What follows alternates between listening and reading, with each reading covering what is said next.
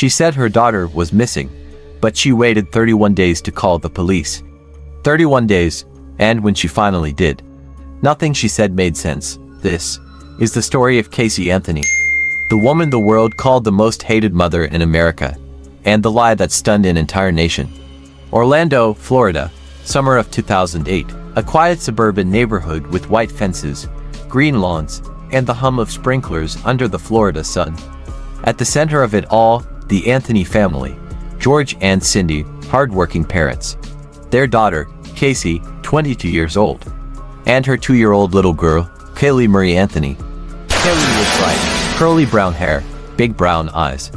The kind of child whose laughter filled every room. But one day, she was gone. And what followed wasn't just a crime story, it was a storm that revealed the darkest corners of deception. It started with a phone call.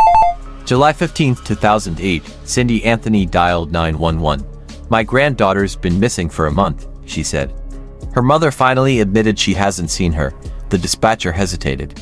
"A month," Cindy's voice cracked. 31 days. Within hours, police arrived. Caylee stood in the driveway, calm, composed, even smiling. She said she'd left Caylee with her nanny, Zanny the nanny, but detectives quickly realized Zanny didn't exist. There was no nanny, no babysitter, no trace of Caylee anywhere. Still, Caylee stuck to her story. She claimed she was doing her own private investigation. She said she worked at Universal Studios, helping the police herself. So detectives asked her to take them there. She led them down the hallways, waving to people, smiling. Then stopped in front of a door, and whispered, "Okay. I don't actually work here." That moment, caught on camera, became one of the most surreal scenes in true crime history. For 31 days, Caylee partied. Photos later showed her at clubs smiling with friends, entering hot body contests. Meanwhile, her daughter was missing. Friends asked about Caylee. Caylee said she was with the nanny. She laughed, danced, lived like nothing had happened. But her car told a different story.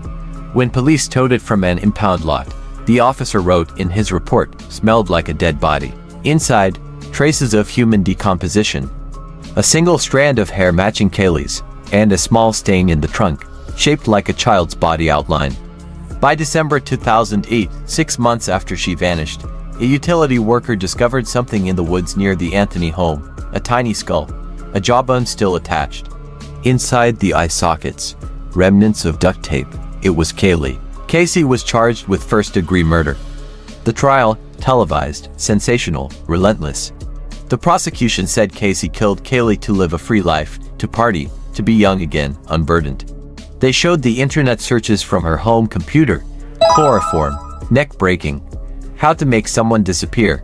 The evidence was damning. The motive, selfish and cold. And the world watched, certain of the verdict. But Caylee's defense had a twist. Her lawyer, Jose Baez, told the jury that Caylee's death was a tragic accident, that she had drowned in the family pool, and that George Anthony, Caylee's father, helped cover it up. He claimed years of family dysfunction, shame, and lies had broken Caylee down. He painted her not as a killer, but as a victim. The courtroom became theater, each side battling not just for justice, but for America's belief. When the verdict came, it was chaos. Not guilty on all major charges.